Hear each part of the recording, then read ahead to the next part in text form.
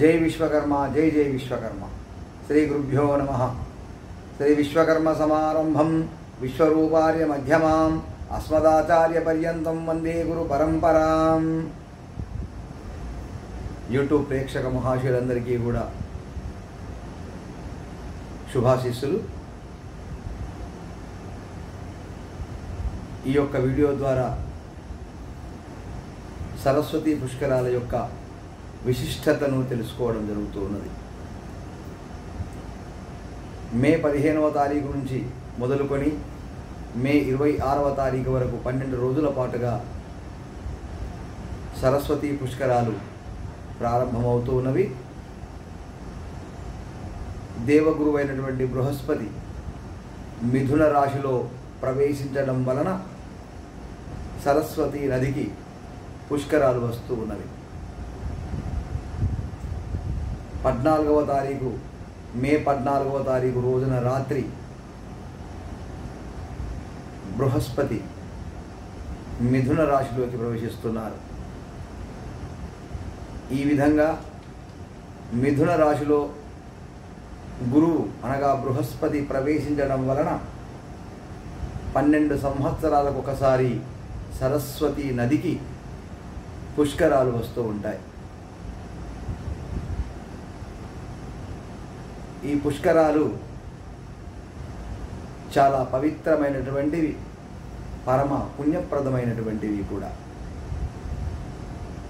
సరస్వతి నది ఆ యొక్క త్రివేణి సంగమమైనటువంటి కాళేశ్వర ముక్తేశ్వర స్వామి సన్నిధానంలో పరమ పావనమైనటువంటి సరస్వతి పుష్కరాలు ప్రారంభమవుతూ ఉన్నవి. ముఖ్యంగా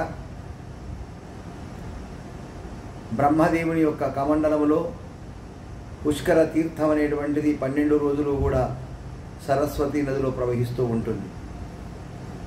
దేవగురువు ఎప్పుడైతే బృహస్పతి మిథున రాశిలో ప్రవేశిస్తూ ఉన్నాడో అప్పుడే ఆ రోజు నుంచి 12 రోజుల పాటుగా పుష్కర తీర్థము ఆ యొక్క నదిలో ప్రవహిస్తూ ఉంటుంది. ఎవరైతే పుష్కర స్నానం చేస్తూ ఉంటారో వారందరికీ కూడా సకల పాపాలన్నీ కూడా తొలగిపోతూ ఉంటాయి. ఎంతో పుణ్యప్రదమైనటువంటిది, ఎంతో పవిత్రమైనటువంటిది పుష్కర స్నానం.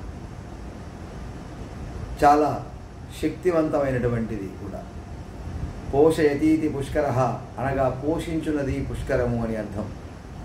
అనగా జలములే ప్రాణాధారములు గనక ప్రాణాధారమైన జలాన్ని మనము ఆ యొక్క 12 సంవత్సరాలకు ఒకసారి పుష్కరాల పేరును ఆరాధిస్తూ ఉంటాం.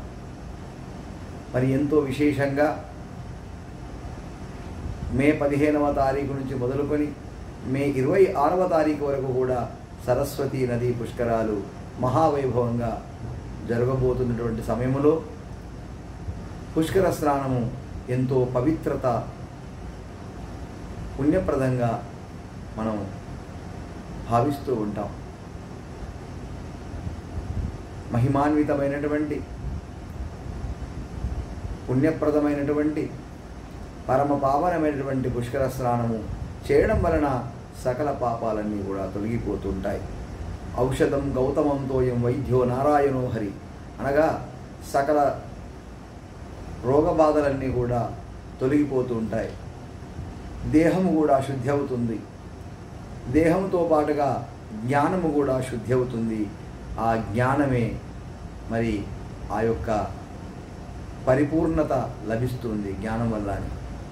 అందువల్ల పుష్కర స్నానము చేయడం వలన శారీరకమైనటువంటి మానసికమైనటువంటి అనేకమైనటువంటి బాధలు తొలగిపోవడమే కాకుండా ఎంతో సకల పాపాలన్నీ కూడా తొలగిపోతూ ఉంటాయి. మరి ఎంతో విశేషమైంది పుష్కర స్నానం. అందుకే పుష్కర స్నానం ఆచరించడము పరమ పుణ్యప్రదమని పురాణాలు వేదాలు చెబుతూ ఉన్నవి. అదేవిధంగా ఈ 12 రోజులు సరస్వతి పుష్కర స్నానము ఆచరించడం వలన,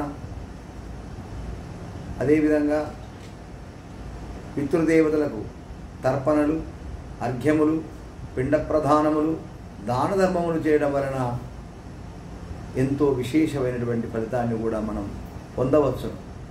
కనుక 12 రోజులు సరస్వతీ పుష్కరాలు జరిగే 12 రోజుల్లో తప్పనిసరిగా పుష్కర స్నానం ఆచరించాలి. అదేవిధంగా యథాశక్తిగా పితృదేవతలకు అర్ఘ్యములు కానీ, పిండ ప్రధానములు కానీ, వారి పేరున దాన ధర్మాలు కానీ చేయడం వలన వంశాభివృద్ధి కలుగుతూ ఉంటుంది. మరి పితృదేవతలకు మోక్షము కూడా లభిస్తూ ఉంది. ఎవరైతే జాతకంలో పితృదోషం ఉన్నటువంటి వాళ్ళు ఎవరైతే ఉన్నారో వారందరికీ కూడా తప్పనిసరిగా ఈ యొక్క సరస్వతి పుష్కరాలలో పిండ ప్రధానం చేయడం వలన, పితృదేవతల అర్ఘ్యం వదలడం వలన, తర్పణలు ఇవ్వడం వలన వారికి అందరికీ కూడా పితృదోష నివారణ కూడా జరుగుతూ ఉంది. కనుక మహత్తరమైనటువంటి శక్తివంతమైనటువంటి సరస్వతి పుష్కరాలలో తప్పనిసరిగా పితృదేవతలకు పిండ ప్రధానములు చేయడం, తర్పణులు ఇవ్వడం, అర్ఘ్యములు సమర్పించడం అనేటువంటిది చాలా గొప్ప మహత్తరమైనటువంటి కార్యక్రమం. అదేవిధంగా ఈ యొక్క సరస్వతి పుష్కరాలలో దేవగురువు అయినటువంటి బృహస్పతిని పూజిస్తూ ఉండాలి. సరస్వతి నదీమ తల్లిని పూజిస్తూ ఉండాలి. పుష్కర రాజును పూజిస్తూ ఉండాలి. పితృదేవతలను ఆరాధిస్తూ ఉండాలి. సకల దేవతలు, అదేవిధంగా మునులు, సిద్ధులు, యోగులు, సకల తీర్థములన్నీ కూడా సరస్వతీ నదిలో వసిస్తూ ఉంటాయి, నివసిస్తూ ఉంటాయి. అందువల్ల ప్రతి ఒక్కరము కూడా మరి తప్పనిసరిగా ఈ యొక్క 12 రోజుల పాటు జరుగుతూ ఉన్నటువంటి సరస్వతి పుష్కర తీర్థంలో, సరస్వతి పుష్కరాలలో, సరస్వతి నదిలో పుష్కర స్నానము ఆచరించడం వలన సకల శుభాలను కూడా పొందవచ్చును.